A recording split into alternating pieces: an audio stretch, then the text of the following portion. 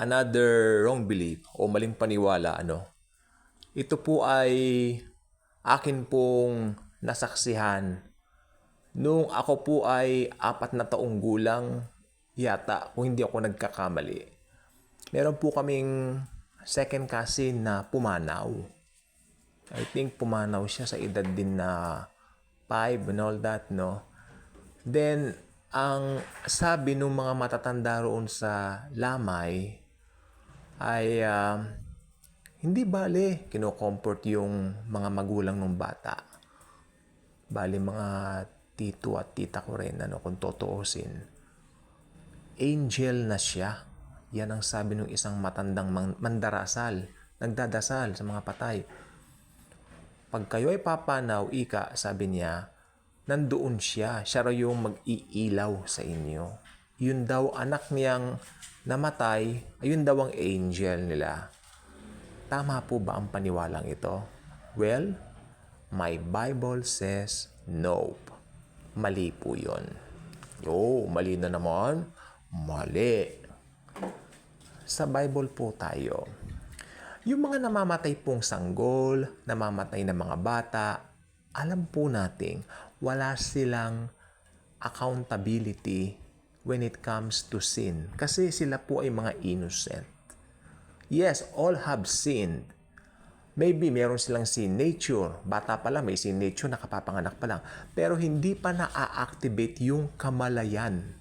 Yun po ang pinag-uusapan natin, yung consciousness mo upon doing one thing. That's why kung may pinapatanggap kaming bata, we ask them, naiintindihan niya na ba ang gospel? So, ang youngest na napatanggap namin at ang sabi niya, she understand the gospel, 5 taon, 5 years old. Then ngayon, ilang taon na rin yun, totoo naman nakatumanggap siya sa Lord. So, praise the Lord for that.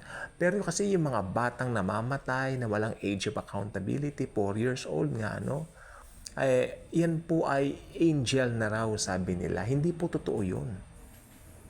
Pero, ang mga namamatay na bata na walang accountability, sila po ay napupunta sa kamay ng Panginoong Hesukristo.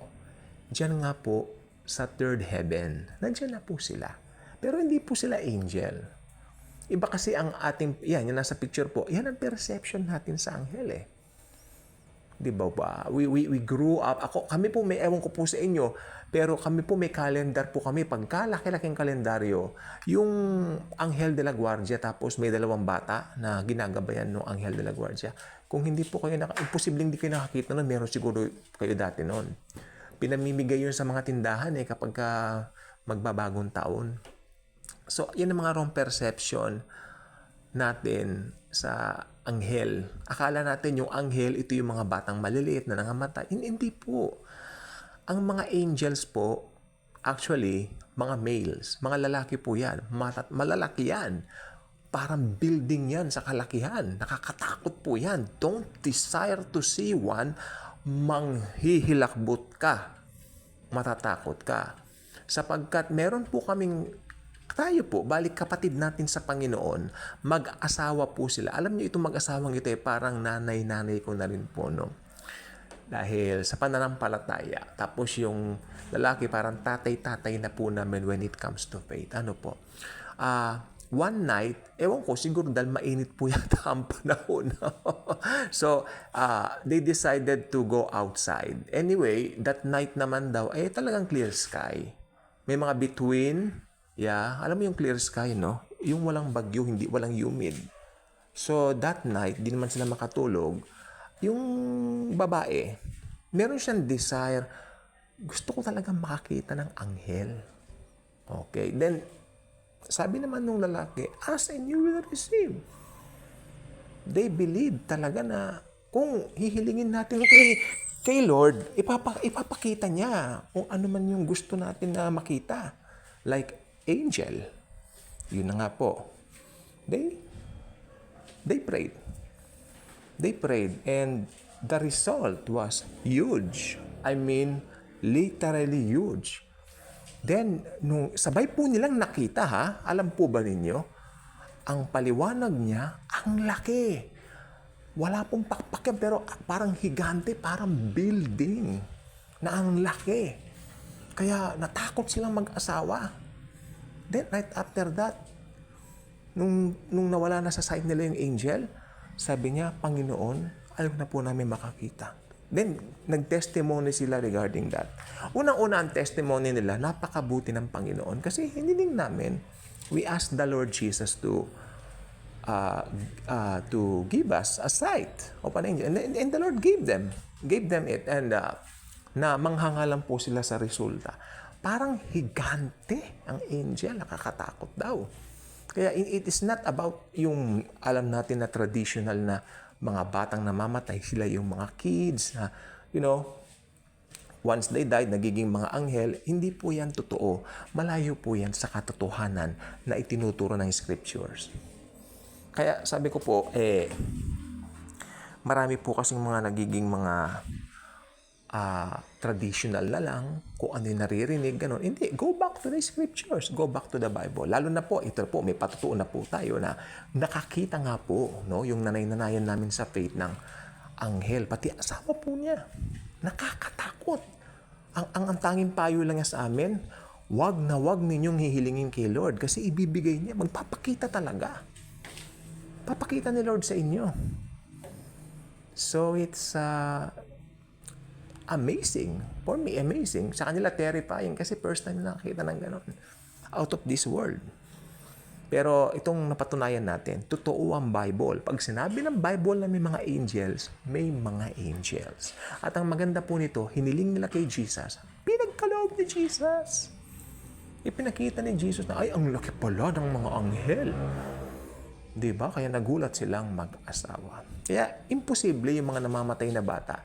Yan daw yung maglalight ng path mo pagka namatay ka, then dadaling ka nun sa pupunta. Hindi po ganyan. It's not that. That's unbiblical. Unbiblical na extra biblical pa. Alam po ba ninyo yun? Hindi. Hindi ganyan. So, doon po tayo sa katotohanan ng angels ay walang pakpak, lalaki, malaki. At parang may nakita silang espada na, nakaano sa kanya. Laki. Parang building. Ma-imagine po ninyo yun. Wow, Lord, take off the sight. We cannot take it. So, natanggal naman po agad sa kanila. Ang paliwanag nila sa akin, siguro mga 10 seconds din po nilang tinignan. Nagitla sila, 10 seconds. Matagal po yun.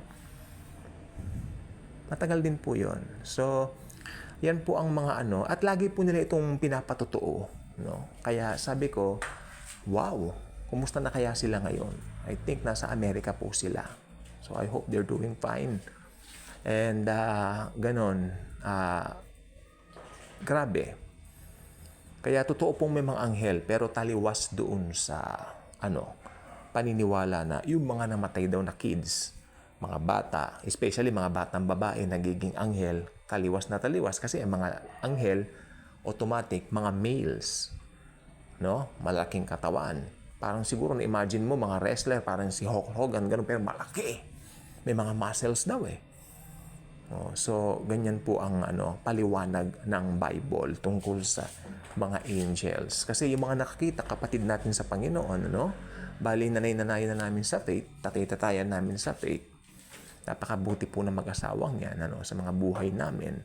Actually, kung meron po kami mga BS, mga Bible studies, mga mentorings, nagpro-provide po sila talaga ng place sa amin. Nagpro-provide sila ng mga pagkain, mga ganyan para, they even buy groceries para ipamigay doon sa mga nangangailangan, sa mga preso, sa mga hospitals. So, siguro, ang reward na rin ng Panginoon sa kagandahan ng kanilang mga puso. Kaya kung hindi pa kayo nakasubscribe sa ating channel, I invite you to do so. Click the notification bell, share this video, share the wonderful love and kindness of the Lord Jesus Christ. Lalo na po ngayon, napatunayan natin, kung hiniling natin, ipapakita niya sa atin ng angels. Kaya kung gusto po ninyong subukan, makakita kayo ng anghel. Ako, ayoko po talaga. Hindi na po muna. So, kung gusto ninyong subukan at nagpakita po sa inyo, i-comment niyo po rito. Welcome po kayo mag-comment dito. At, entertaining po natin yan. Bibigyan natin ng mga scriptures yan. Papaliwanag natin yan. Thank you. And as always and forever, Jesus truly loves us all.